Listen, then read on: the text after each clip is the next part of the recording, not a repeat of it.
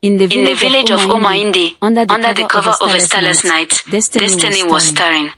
Within the walls of the grand palace, tension gripped the air. The queen, Lolo Nwanidim, struggled to bring forth the king's long-awaited heir. But something was wrong. The child would not come.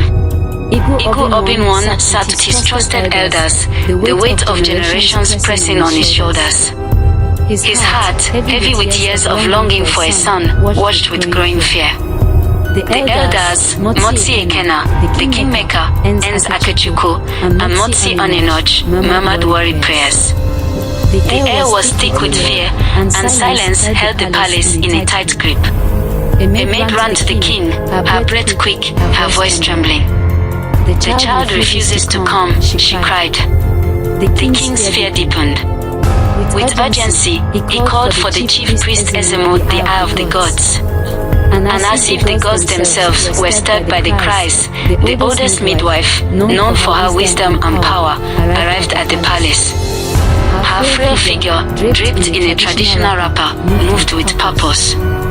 She had delivered many in her long years, and tonight she would deliver destiny itself. The queen writhed in pain, and with the midwife's guidance, the child was born. But as the prince's first cry echoed through the chambers, a shadow fell upon the village. Dark clouds gathered overhead, and the skies rumbled with thunder. Ominous winds swept through Omaindi, and the villagers looked to the heavens with fear. It was a boy.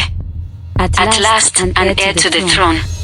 Relief washed over the king as he had waited for this moment for years.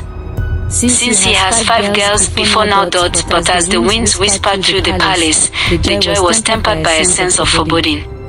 This prince's arrival had stirred something dark, an omen of the storm to come.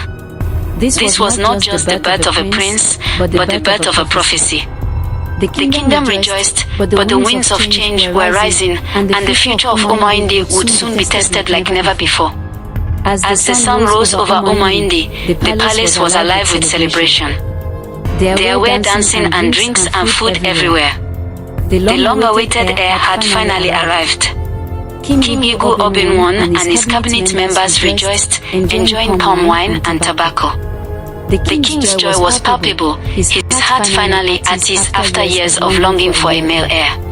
Despite the celebrations, Motsi Ikena's face was clouded with worry. He voiced his concern about the dark clouds and thunder that had occurred the previous night.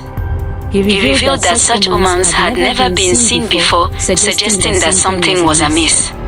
As there were lots of dead animals and cattle all over the village.